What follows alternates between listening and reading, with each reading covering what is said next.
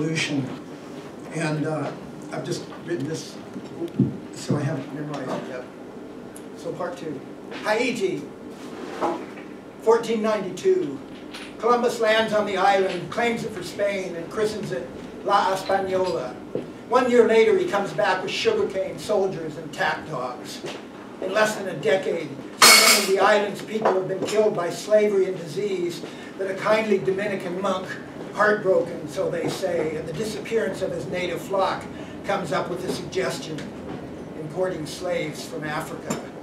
Maybe they would die as quickly, but there was an abundance of replacements. 1502, the first African slaves brought in from Spain. 1517, the first shipment direct from Africa. 4 years later, 1521, the first of many slave rebellions. Over the next several hundred years, all across the Caribbean, the Spanish, the French, the English, the Portuguese, the Dutch are scuttling around like cockroaches on a dark night. Slave traders, coffee and rum, sugar and gold, pirates and warships. Long before cotton was ever king, Africans were dying to make Europeans rich. 1697, La Española, by now renamed Hispaniola, is divided in half. The Spanish keep the eastern side and call it Santo Domingo. They use it mainly as a seaport for stolen silver and gold. The French take the western side and call it Saint-Domingue. It's perfect for sugarcane. Haiti, Saint-Domingue, 40,000 white, 30,000 free people of color, and 500,000 enslaved. 2/3 born in Africa, 40,000 fresh off the boat each year. Meanwhile, up in the mountains, who knows how many maroons, runaway slaves in outlaw communities, a threat and a danger, and also a safety valve, an outlet for troublemakers.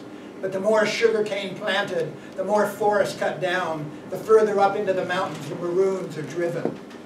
Macandal was the last of the island's great maroon leaders. Macandal of the Golden Tongue. Macandal, the poisoner, the one-armed sorcerer, stolen from Africa. Some say from the Atlas Mountains, some say from further south. They say he knew the Quran. He recited it when they tortured him, and he knew about poisons. Poison is the weapon of a coward, so all the powerful say. Why don't you stand and fight us man to man, machete to gun, spear to tank, human to drone? Macandal said, no. We will fight you with spears and machetes and sharpened hoes, with guns when we can steal them, with tactics we learned in Africa, and with our knowledge of the land, its plants and animals, its healing properties, and its killing properties. We will burn your cane fields and refineries, and when you are safe asleep, we will burn you in your beds, and when you sit down to eat, you will fear a painful death in every mouthful.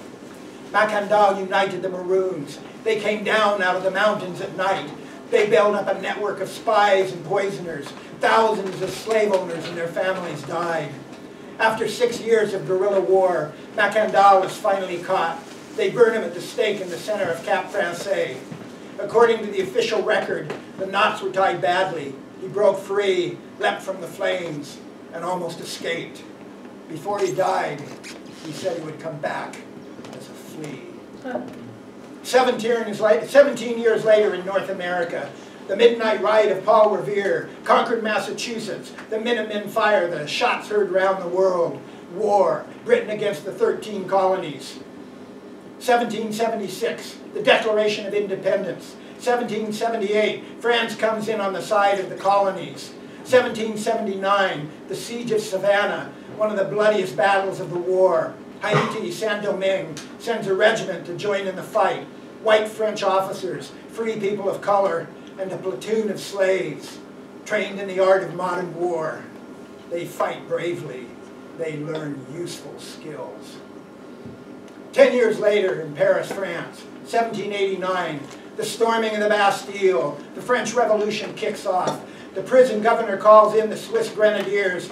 They fire into the crowd. Nearly 100 are killed, but nothing stops them. They overrun the troops, open the prison doors, set free the prisoners, seize the guns and gunpowder, drag the governor and the mayor to the center of the city, cut off their heads, and mount them on pitchforks. 1776 was a lick and a promise. The French Revolution was the real deal. It made the modern world. And how it connects with Haiti is and part 3.